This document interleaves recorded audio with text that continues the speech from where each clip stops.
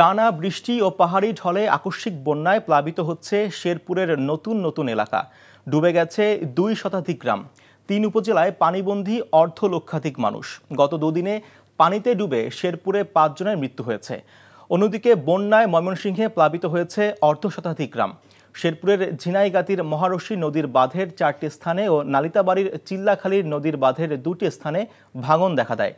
বাঁধ ভেঙে গেছে ভোগাই নদীর কয়েকটি স্থানে। পানি ঢুকে পড়েছে নালিতাবাড়ি, ঝিনাইগাতি, নকলা, শ্রী বড়দি এবং শেরপুর সদরের 40টি ইউনিয়নের 2 শতাধিক গ্রামে। পানিবন্দী হাজার হাজার মানুষ। তলিয়ে গেছে রাস্তাঘাট, ফসলি ক্ষেত। অনেক স্থানে ধসে ও ভেসে গেছে ঘরবাড়ি। পানি উঠেছে বিভিন্ন শিক্ষা প্রতিষ্ঠানেও। বিচ্ছিন্ন রয়েছে আঞ্চলিক সড়ক যোগাযোগ। এসব এলাকায় কিছু আশ্রয়কেন্দ্র খোলা হলেও তা পর্যাপ্ত নয় বলে জানিয়েছেন স্থানীয়রা। প্রান্তিক অঞ্চলগুলোতে এখনও পৌঁছায়নি পর্যাপ্ত ত্রাণ সহায়তা।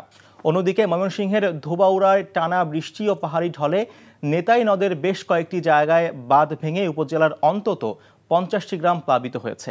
পাহাড়ি ঢলে অন্তত 20,000 মানুষ পানিবন্দী। টাকা চুরির জন্য যদি আমার গলায় জুতার মালা পরাইতে হয়, তাহলে আমার শালীর সাথে প্রতারণা করার জন্য তোর ফাঁসি হবে। দুলা ভাই, আপনার তো ঘর জামাই বইলা একটা পরিচয় আছে, আমার তো তাও নাই।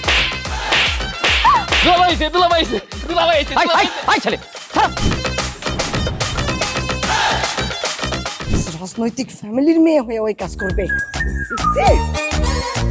যারে পাবো হারে পিটামু, রক্তের নেশায় ধরতে, রক্তের নেশায়, কাঁচা রক্তের নেশায় ধরতে।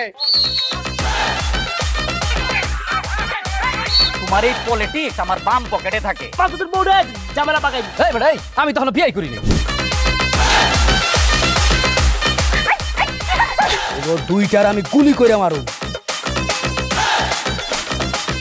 মাসুদরা কোনোদিন ভালো হয় না।